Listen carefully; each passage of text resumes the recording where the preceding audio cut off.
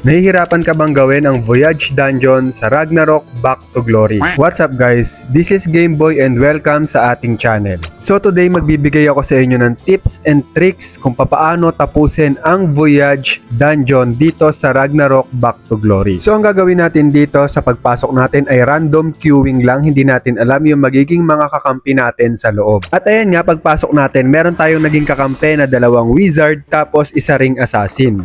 So yung compose ng party natin, 2 assassin tapos 2 wizard. So kung iisipin natin guys, mahirap mag-dungeon pagka ganito yung composition. So titingnan natin kung kaya nating tapusin gamit yung tips and tricks na ibibigay ko sa inyo. So ito nga palang Voyage Dungeon guys, lalo na sa mga veteran players. So ito yung kilala bilang Drake Dungeon. Kilala nyo naman si Drake, 'di ba? Yung parang skeleton na parang pirate. So ito yon guys. So dito sa dungeon area na to, so clearing muna kami ng mga mobs hanggang sa makapunta kami sa boss room.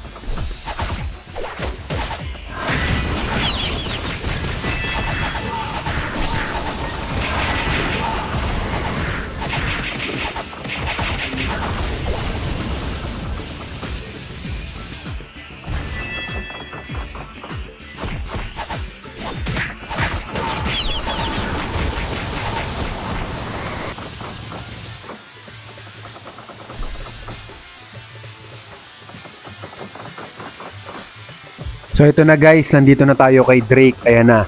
So una nyong gagawin pagpasok nyo, ilulure nyo siya or hahatakin nyo si Drake papunta dito sa may sulok. So isa yan sa mga tip na maibibigay ko sa inyo. So ibibigay ko yung reason yan kung bakit kailangan nyo siyang dalhin papunta dyan. So dapat nasa sulok kayo, nakikita nyo yan guys ha.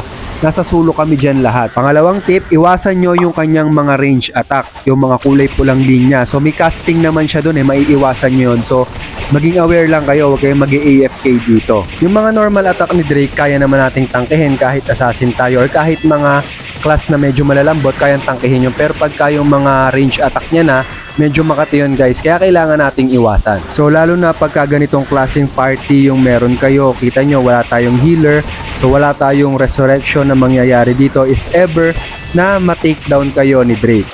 So pabibilisin ko ng konti para maibigay ko sa inyo yung pangatlong trick na kailangan nyo pag kayo ay nagbo-voyage dungeon. At ito na nga yung pangatlong tip. So iwasan nyo na mag-AFK kasi dapat nyong maiwasan yung bubbles na ginagawa nyo. Yung parang kinukulong kayo, piniprison kayo dun sa bubbles. Pagka kasi nakulong kayo dun, sure na yon na hindi na kayo makakatakas dun. At yan yung pang-apat na tip guys, iwasan nyo yung mga barkong yan, yung mga dumadaan. Kasi pag natamaan kayo nyan, mababubbles din kayo. At syempre, pag naging bubbles nga kayo or nakulong kayo sa bubbles, sure yon na auto deads na rin kayo. So kung wala kayong priest, walang mangyayaring resurrection, tapos restart na naman kayo, ulit na naman kayo sa simula. So kaya ito yung sinasabi ko sa inyo, kaya kailangan natin siyang i-move dun sa may pinakasulok. So yun kasi hindi nadadaanan nyo nung barko niya, yung parang yung barkong dumadaan, yan mapapansin nyo, kita nyo, yan o, yan o. O diba?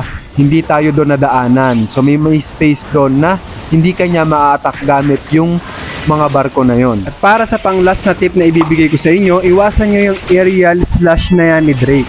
So yan, makatirin yan guys pag sinalo nyo yan. Kaya huwag kayong mag-AFK pagka nagda-dungeon kayo.